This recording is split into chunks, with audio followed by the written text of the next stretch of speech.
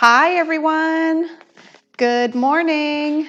My name is Mary Wells and I am a registered dietitian nutritionist for the Little Rock Athletic Clubs, and I want to try to help you today by sharing the answers to the top 2 questions I've gotten in the past several days.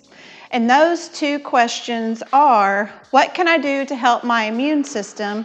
And the second question is, what can I do to help my reaction to all this stress by eating? First things first, jumping into the immune system. As you already know, and you've heard, but I'm going to say it again because I wouldn't be doing my job as a nutrition professional to say, but your first line of defense is washing your hands. Washing them frequently, thoroughly, and especially before you eat or prepare food for yourself or anyone else. Your second line of defense during this time, of course, is practicing social distancing. A third line of defense I'm going to talk about, which is internal to you, is your GI tract. There's good evidence out there that our GI tract plays a very important role in keeping our immune system healthy and activated and doing the best that it can to protect us. You have likely heard of probiotics and prebiotics, but I want to explain briefly what the differences are. Probiotics are the actual bugs, the good bacteria that live in our GI tract. They help activate immune response, among many other things.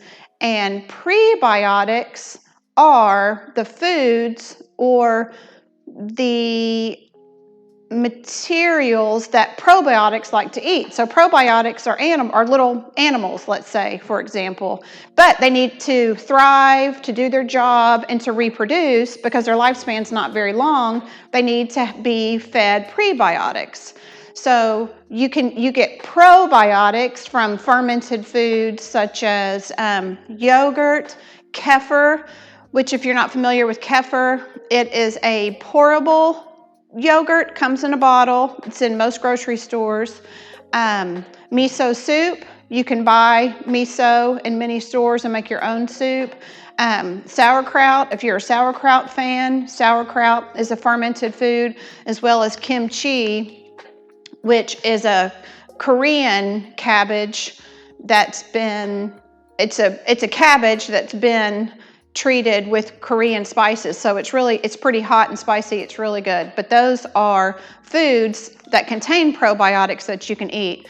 During this time in grocery stores, depending on when you go and what's been restocked, you might not see your favorite kind of yogurt, for example. And that's okay. Now's a good time to try a new one because you've likely heard that variety is so important to what we eat. And the same for probiotic foods because each brand has its own blend of probiotics. So to try a different brand right now is not a bad thing. It's a great thing, and embrace the opportunity to be forced to try something else. Prebiotic foods, which are, again, the foods that we eat that help feed the probiotics that are in the gut, are very common foods in the American diet. Apples, bananas, asparagus is coming into season right now, and it's a good source of prebiotics. Berries, onion, garlic, ginger. I really like seeing onions and garlic and ginger and beans because those are things that are very shelf stable and have a long life before you could actually get to eating them. So those are good things to buy right now. Other immune boosters that are food related are bone broth. It has a high amount of collagen in it, and collagen helps keep the lining of our intestinal tract in tip-top shape. If you're vegan and you don't eat bone broth, that's fine. There are plenty of other sources to get other immune boosters. Again, going back up to the prebiotic list, And almonds and sunflower seeds are really high sources of fiber for the prebiotic, but also for vitamin E, which also helps protect the lining of your gut.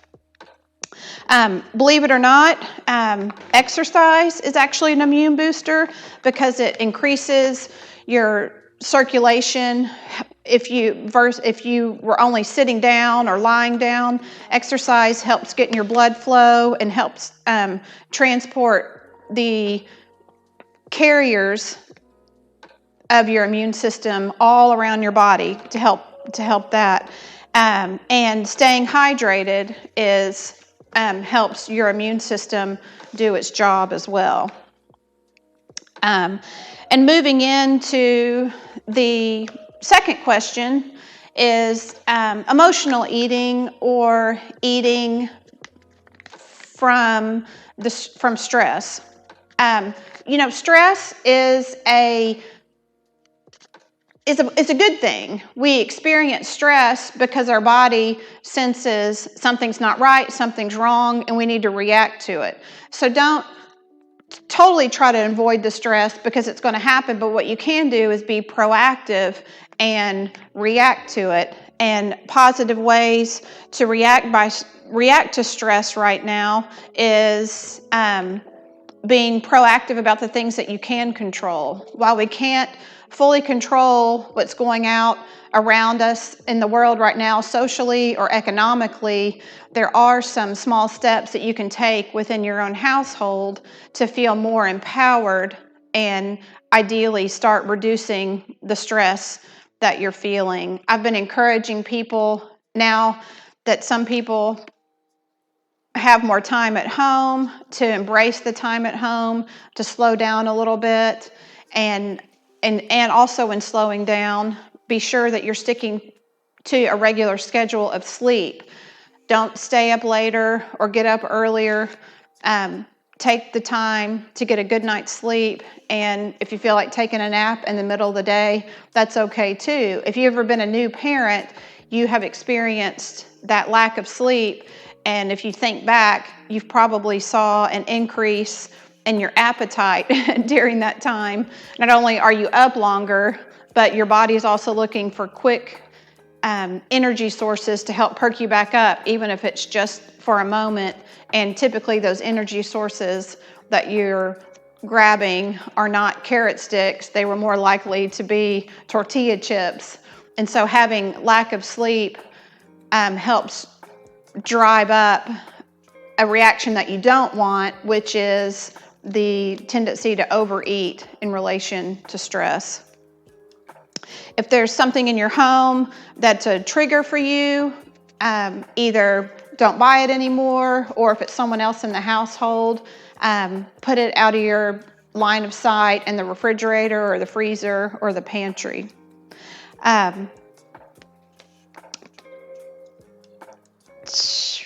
One other thing I'll mention that is shown to increase people's stress is the amount of time they stay on social media, just scrolling and not looking for anything informative. Is the longer people spend on social media, the lower their satisfaction with their current situation goes. So I encourage people right now to limit their time on social media just out of boredom. Thank you for listening in today. The top level takeaways that I'd like for you to know are: wash your hands, find a fermented food that you like, feed those fermented foods with prebiotics of fruits and vegetables, exercise, sleep, and hydrate. Thanks so much.